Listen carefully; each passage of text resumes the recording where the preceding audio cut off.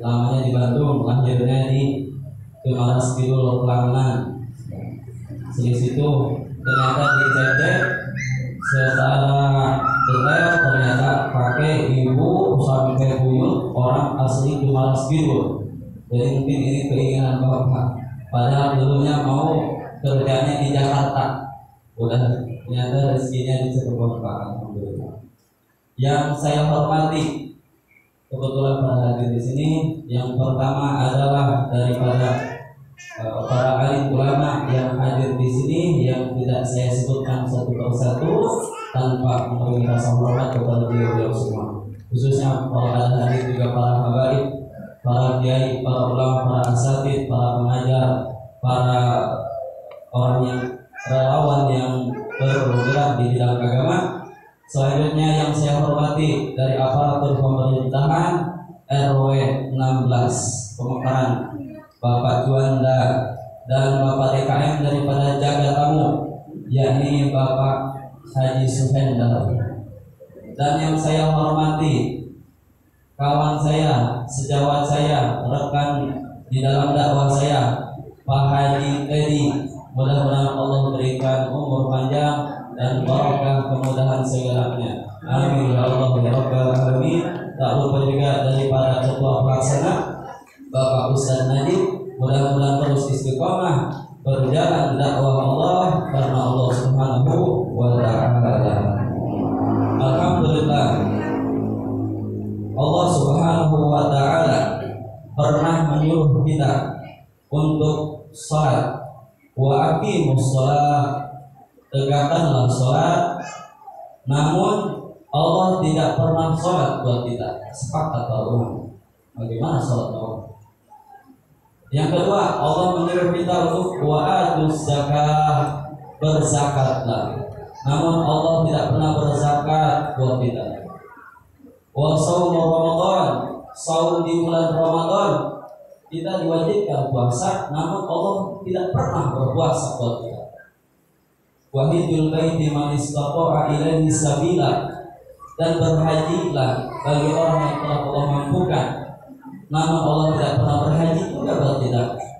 Walakin ada satu amalan yang di situ Allah sebelum memerintahkannya, Allah lebih dahulu mencontohkannya. Innallaha wa malaikatahu yusholluna 'alan nabi. Ya ayyuhalladzina amanu shallu 'alaihi wa sallimu taslima.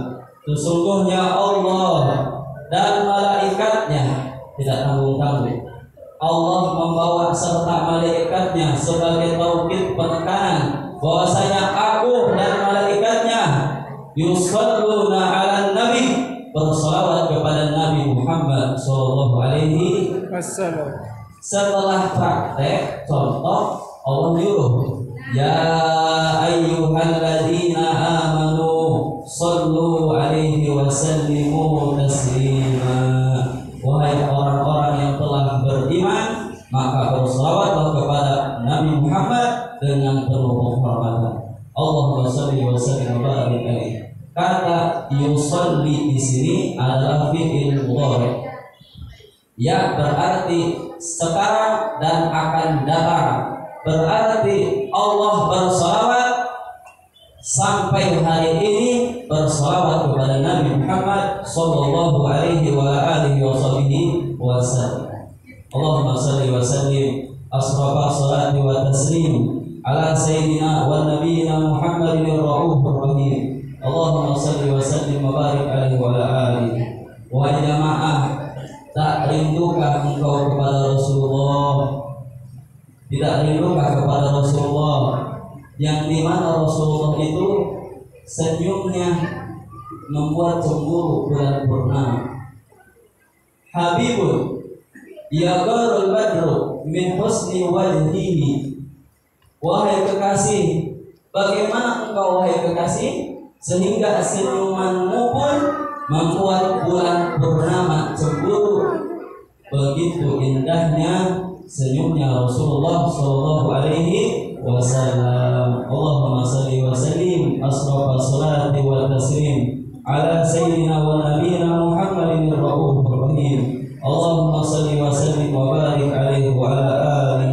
sampai ada seseorang yang ditanya, ketika ditanya kenapa engkau ingin masuk ke dalam surga, maka dia jawab, biha Rasulullah, karena di dalam surga itu ada Rasulullah, karena di dalam surga itu ada Rasulullah. Istiaqi fi jinanin dakhilah, la liwasbin fi kitabi mau'ilah, bali Ahmad syakirun fi hawahu, tagirun ya sayyidi ya Ahmadu. Ya Allah, aku tidak ingin masuk ke dalam pintu surga bukan karena yang sudah tertulis di dalam Al-Quran fi kitabi mau'ilah, yaitu seperti bidadari dan istana. Bali Ahmad sakinun fi hawahu, namun akan tetapi aku ingin masuk ke dalam surga karena di dalamnya terdapat Nabi Muhammad tinggal di dalamnya. Tahirun ya sayyidi ya Ahmadu, kekasih yang suci yang apabila mencintainya kita ikut juga disucikan. Allahumma shalli wa sallim asrafa sholati wa taslim ala sayyidina wa nabiyina Muhammadin ar-raufur rahim. Allahumma shalli wa sallim wa barik alaihi wa ala alihi. Dulu ketika Rasulullah sallallahu alaihi wasallam di perang Hudaybiyah itu Rasulullah sallallahu alaihi wasallam setelah beres mencukur rambutnya, Rasulullah sallallahu alaihi wasallam membagikan rambutnya kepada para sahabat sallallahu alaihi wasallam. Semua sahabat ada yang mengambil banyak, ada yang mengambil sekadarnya saja, ada yang mengambil hampir berkelahi gara-gara berebut rambutnya Rasulullah sallallahu alaihi wasallam. Setelah itu perang Hudaybiyah dimulai. Khalid bin Walid dia tempelkan rambut bekas Rasulullah sallallahu alaihi wasallam di sorbannya sallallahu alaihi wasallam. Dia mengikuti bi'ittiba'i para kaum daripada Nabi Musa yang mengeluarkan tabutnya Musa untuk meminta memancing pertolongannya Allah Subhanahu wa taala. Disimpan rambutnya dan ketika itu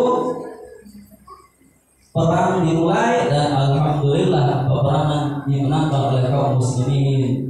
Dan sampai rambutnya itu sampai sekarang ada yang mengoleksi. Kenapa? Karena itu dibagi-bagikan langsung oleh Rasulullah. Di Turki masih ada. Lihat, kita ngebahas rambut aja begitu menarik. Rambut. Coba yang dibahas rambutnya santri saya.